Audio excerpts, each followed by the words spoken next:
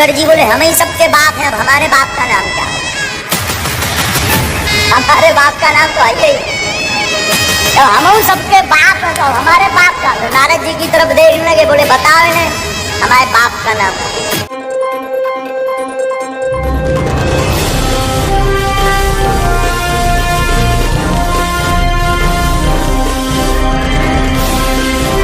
हमारा उद्देश्य किसी की धार्मिक भावनाएं भड़काना नहीं, बल्कि भगत समाज को सही राह दिखाना है।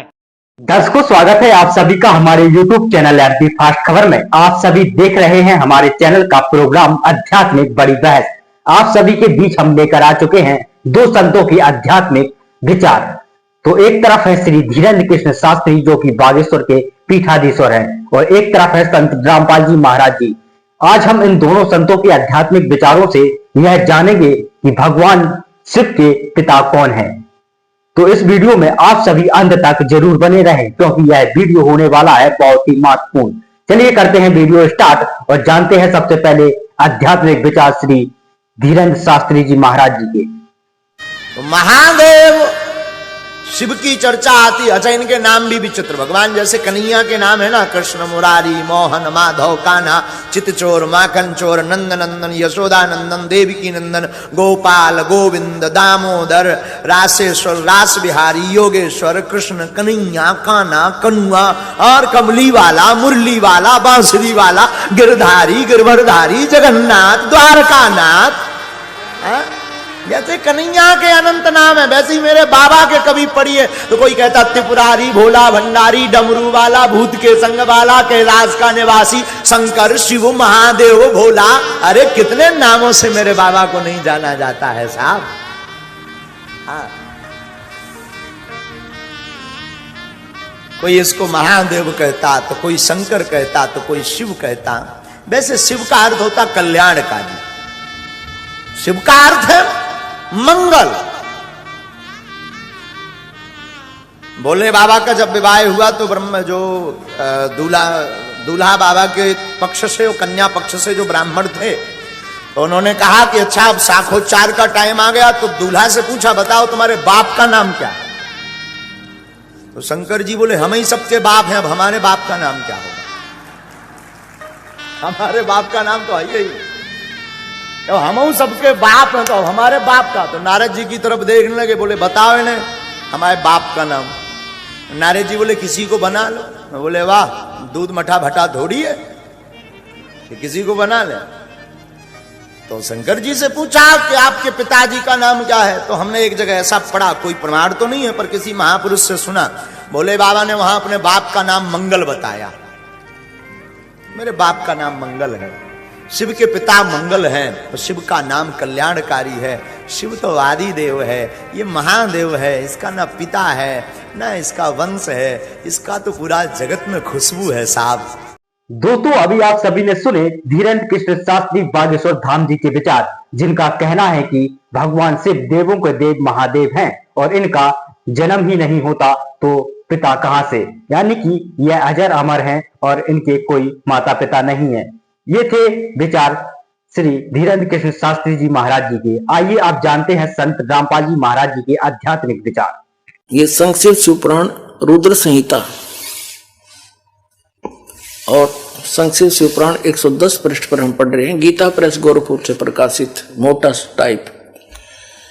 इस प्रकार ब्रह्मा, विष्णु और रुद्र इन तीन देवताओं में गुण हैं, यानी रजगुण ब्रह्मा, सतगुण विष्णु, तमगुण शिव। परंतु शिव गुणातीत माने गए हैं। वो शिव कौन है? ये इनका पिता है। ये वास्तविक रूप में नहीं आता, किसी कभी ब्रह्मा के रूप में आ जाता, कहीं विष्णु के रूप में। शिव पुराण में ये शिव के रूप में आया, जिस कारण से इसकी महिमा अलग से बनाई। अब इस कंसेप्ट को और क्लियर करते हैं कि इनसे अलग है उनका पिता। एक बार श्री ब्रह्मा जी और श्री विष्णु जी का आपस में झगड़ा हो गया, युद्ध हो गया। किस बात पे? ब्रह्मा जी कहता मैं तेरा पिता, विष्णु जी कहता मैं तेरा बाप। लट्ठम लट्ठा युद्ध हो गया शुरू। तो इस काल ने, इनके पिता ने, जो कहता मैं इनसे अलग रहता हूं, ये गुप्त रहता है, इसने ऊपर से एक स्तंभ छोड़ दिया, पिल्लर, लिंग पिल्लर का सफेद, इनके दोनों के बीच में खड़ा कर दिया एकदम, और बहुत लंबा चौड़ा, ऊपर तक लंबाई बहुत ज्यादा उसकी। इन्हें युद्ध बंद कर दिया। उसका और छोर खोजन में लग गए। फिर ये स्वयं आ गया अपने पुत्र शिव का रूप धारण करके, शिव रूप में फिर इनको ज्ञान देने लगा। तो क्या बताता देखिएगा, ये शिव पुराण विद्वेश्वर संहिता, विद्वेश्वर संहिता और संक्षिप्त शिव पुराण 24 पृष्ठ पर। ये देखिएगा इनका बीच में जो सतम खड़ा किया उसने, ये चित्र बना रखा है ब्रह्मा और विष्णु जी के बीच।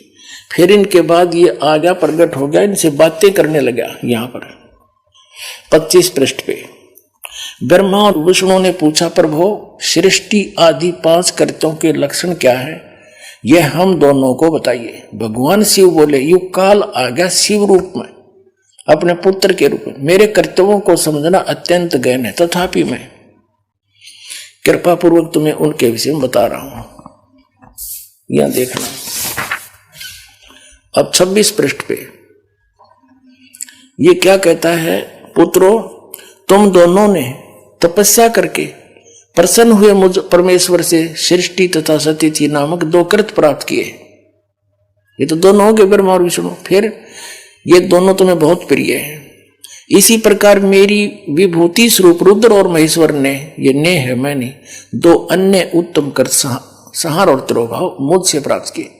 अब से 2 थे ब्रह्मा विष्णु और 2 ये शंकर रुद्र और महेश्वर, 5वां यू बोलनिया जो शिव पुराण बोल रहा है। तो इससे क्या हो गया कि ये इनसे अलग है। ब्रह्मा विष्णु महेश ये तीनों देवताओं में गुण है, ये इनसे न्यारा है। हो गया शिव पुराण से सिद्ध। ये 5वां अलग से है इनका पिता। चौथा ये रुद्र, तो 11 रुद्र अलग हैं, वो भी इसी की देन है, लेकिन वास्तव में 3 ही हैं ये, रजगुण ब्रह्मा, सतगुण विष्णु, तमगुण शिव। ये देखो हमारे सदग्रंथों में प्रमाण।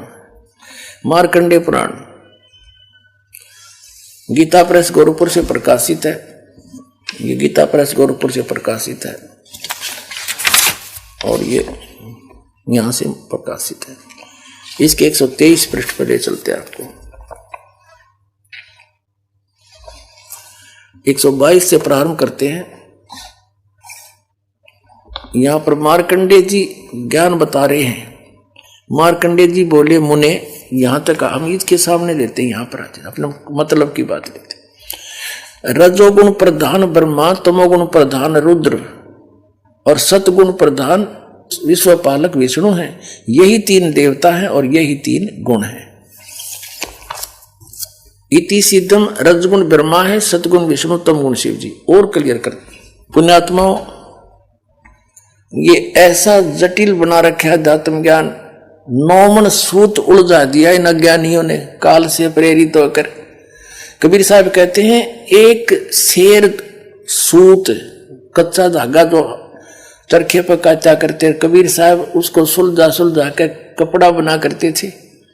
और किसी जुल्हे का किसी भी बालक ने गलती से कोई छेड़छाड़ दिया, वो सूत उलझ जाता उसका धागा, तो सारा दिन लग जाता था उसको सुलझाने में। बेचारे को एक शेर सूत को, 1 किलो को अगर टूट गया तो गांठ लगे, गांठ लगी तक जिसका कपड़ा बुनना है वो ले को नहीं, पैसे दे नहीं, सारा व्यर्थ गया। धीरे धीरे सुलझा सुलझा गांठ भी नहीं पड़े, टूटे भी नहीं और सुलझ भी जाए। तो कबीर साहब कहते हैं उसमें कितना मेहनत और परिश्रम, कितना समय लगता है। इन्होंने, इन अज्ञानियों ने काल प्रेरणा से, नकली संतों, महंतों, आचार्यों और शंकराचार्यों ने, गुरुओं ने अध्यात्म ज्ञान को ऐसा उलझा दिया इस काल प्रेरणा से कि 9 मन सूत उलझिया, रेसी रहे झकमार, और सतगुरु ऐसा सुलझा दे उलझे ना दूजी बार।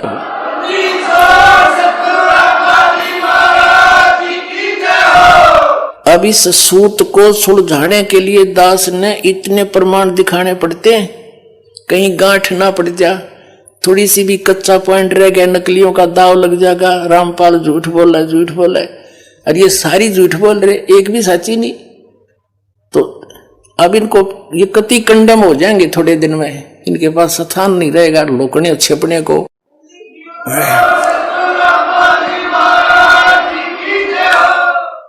या तो ये संत स्वीकार कर लेंगे कि सचमुच सच्चाई यही है और सबको कह देंगे अपने भक्त अनुयायियों को, इनका भार हल्का होगा, और नहीं तो इनको यहाँ जगह नहीं रहेगी हिंदुस्तान में रहने के लिए। एक दिन ऐसा आ जाएगा, पलायन करना पड़ेगा इनको दूसरे।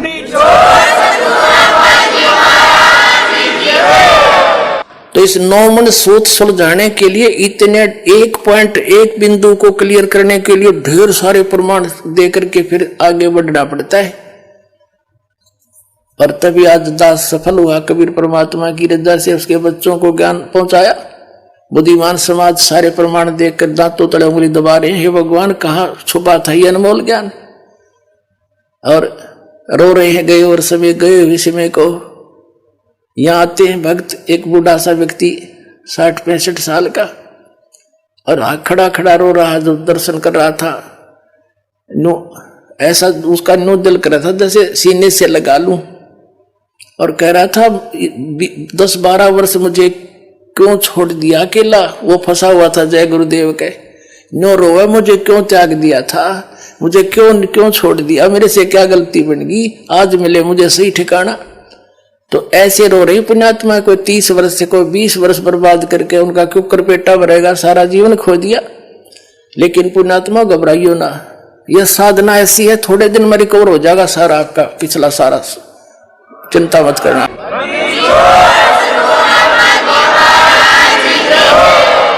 कबीर साहब कहते हैं जीवन तो थोड़ा है बला सत सुमरण हो, और लाख वर्ष का जीवन लेखद रहनी को, या सत साधना तो थोड़े जीवन में पार हो जाओगे।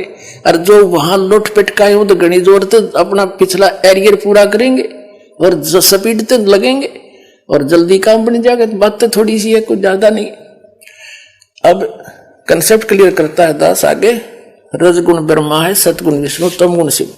ये देखिएगा, ये है श्रीमद देवी भागवत हिंदी टीका सहित भाग 1।